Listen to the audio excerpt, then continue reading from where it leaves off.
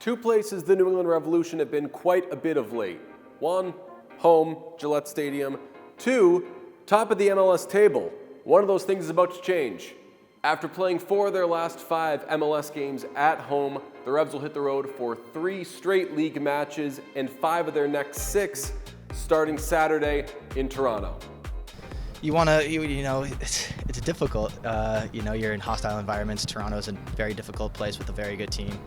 It's about being compact and making it very difficult for them to feel comfortable on the ball. And then from there, picking our moments to maybe counter and spring attacks and pick up a goal here and defend. It's gonna be a lot of defending in moments, and we just have to be there together as a team.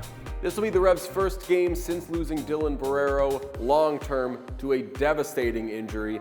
Now, the injuries have mounted for the Revs this season, but that didn't make this one any easier to stomach.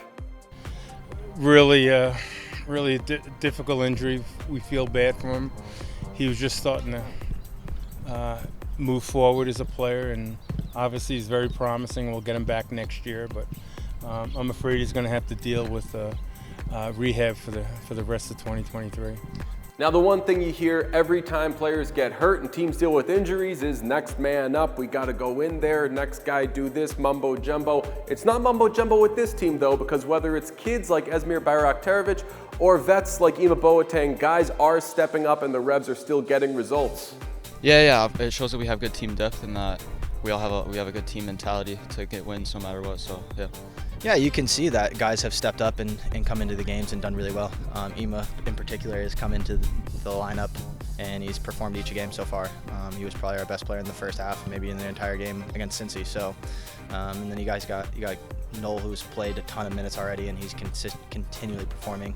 And I thought Esmir did really well against Cincy. So, I think it's going to take everybody, especially now dropping more players. So, we just need to focus and go now on the road and find ways to get points. On a brighter note, Tuesday saw Latif Blessing take the field for training.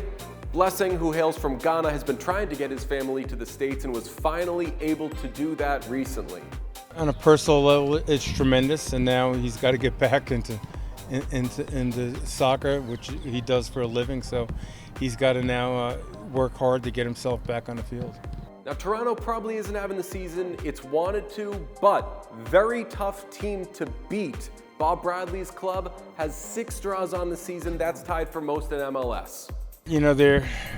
They're 2 attacking players, Insigne and Bernadiche are outstanding players. Sepang, they got on a trade, has really helped them. They got better in the goal with Sean Johnson there. They brought in Matt Hedges in the offseason on a trade. Their right back's good. They have a couple of injuries right now with Bradley and Osorio, but they have one of the best starting 11s in the league. Now, if you've watched how teams have come into Gillette Stadium when playing the Revs, a lot of them have just wanted to get their 1 point, get a draw, and get out of there. But the Revs are a first-place team. They want 3 points, whether it's at home, on the road, or some other cool place. We're going on the road to get 3 points for sure, I think, but you have to manage the game at times. So they're going to be excited. They're going to be wanting to come out really quick and fast and try and nick a goal early. So it's about weathering the storm and then from there building into the game and then imposing ourselves on the opposition.